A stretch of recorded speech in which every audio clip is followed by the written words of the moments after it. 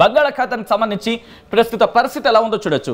ఇదంతా కూడా మన కోస్తా తీరం, ఇక్కడ మీరు గమనించేదంతా మన కోస్తా తీరం, బంగాళాఖాతానికి సంబంధించింది తీర ప్రాంతం మన భారతదేశానికి సంబంధించి. సో ఈ క్రమంలో ఒక్కసారి ఇక్కడ మీరు ప్రాంతాన్ని గమనిస్తే కనుక ఇక్కడ ఎటువంటి పరిస్థితి ఉందో మీరు గమనించవచ్చు. ఇది బంగాళాఖాతంలో ఇది అల్పపీడనంగా మారబోతోంది. రాబోయే 24 గంటల్లో అల్పపీడనంగా ఏర్పడే అవకాశం ఉంది. అంటే 24 గంటల్లో సచిన్ వర్షాలు పడిపోతాయా అంటే ఇక్కడ అంటే మనకి ఇంకా చాలా దూరంలో ఉంది. ఇది డైరెక్షన్స్ మార్చుకోవచ్చు, లేకపోతే డైవర్ట్ అవ్వచ్చు, లేదా కాస్త డైరెక్షన్స్ మార్చుకొని మన వైపు రావచ్చు. సో ఇంకా వాతావరణ పరిస్థితులు అంచనాలు ఉంటూ ఉంటాయి. ఎందుకంటే సముద్రం మీద అక్కడ ఉన్న వాతావరణ పరిస్థితులు కావచ్చు, దాంతోపాటు భూమి మీద ఇటు దగ్గరకు వచ్చే క్రమంలో కూడా వాతావరణ పరిస్థితులు కావచ్చు.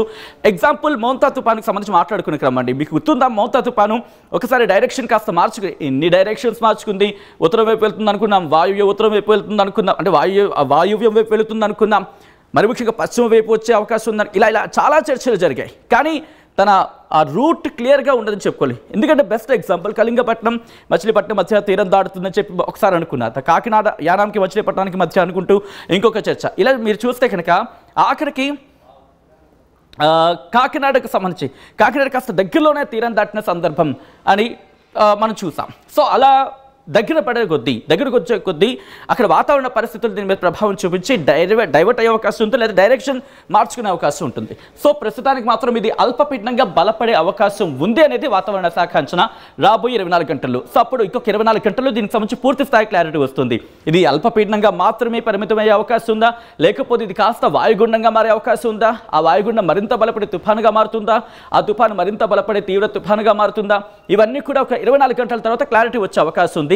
రిమెంబర్, ఇది మిమ్మల్ని భయపెట్టడానికి కాదు, మిమ్మల్ని అలర్ట్ చేయడంలో భాగంగానే చూపించడం జరుగుతుంది తప్ప దయచేసి భయపడద్దు.